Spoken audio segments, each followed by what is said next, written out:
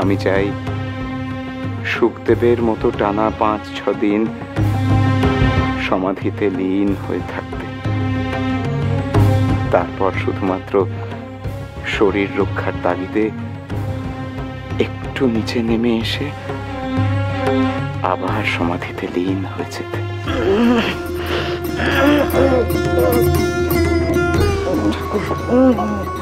আস্তে আস্তে ঠাকুর, আস্তে। লরেন, এত কাজ থাকতে তুই ওই সমাধিতে থেকে সময় নষ্ট করতে চাস লরেন? লরেন, জগতে এত বড় আধার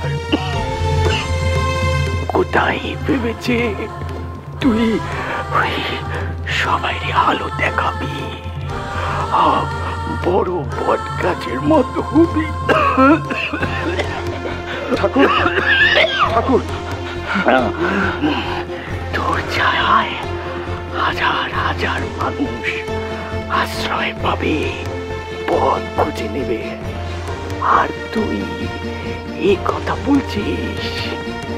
লরেন, তুই তোর নজর এত ছোট করিস নি লরেন। তুই কিনে তোর নিজের মুক্তির পথ খুঁজছিস। এই জগতে তুই নিজের জন্য আসিস নি, এসেছিস জগতের মঙ্গল সাধনের জন্য। কি করে হবে সেই মঙ্গল সাধন? জীবে দয়া করলে?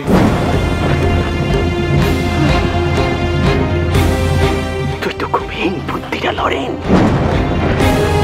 তুই জীবে দয়া করার কে? তুই কি জীব জগতের কর্তা যে তুই জীবের দয়া করবি? না রে নয়, না, জীবের দয়া নয়, দয়া নয়।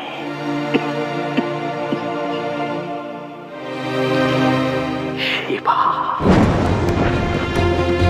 সেবা,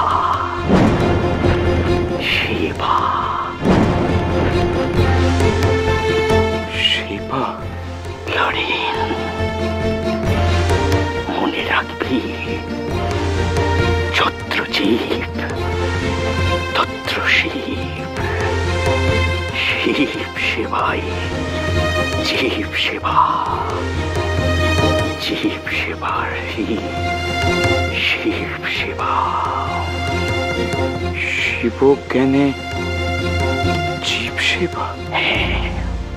হ্যাঁ লরেন, আয় তোরে এক শিক্ষিতি লরেন, যা তুই অন্য কাউরে শেখাবি।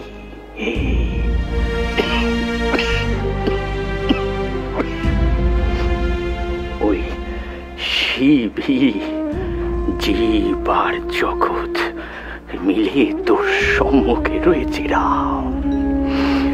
শিব মনে করে তাদের সেবা দিতে পারলে তোর মন থেকে সমস্ত দেশ দূর হয়ে যাবে।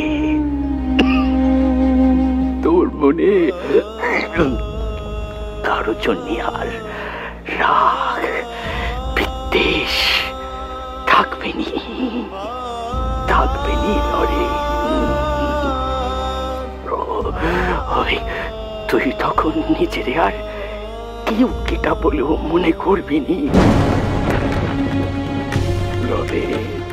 ওই শিব সেবার মাধ্যমে জীব সেবা করতে করতে চিত্ত শুদ্ধ হয় রে লরে। তখন এখানে তুই ভগবানকে অনুভব করতে পারবি রে লরে। আর ওই নিজের ভগবানের অংশ বলে মনে করবি।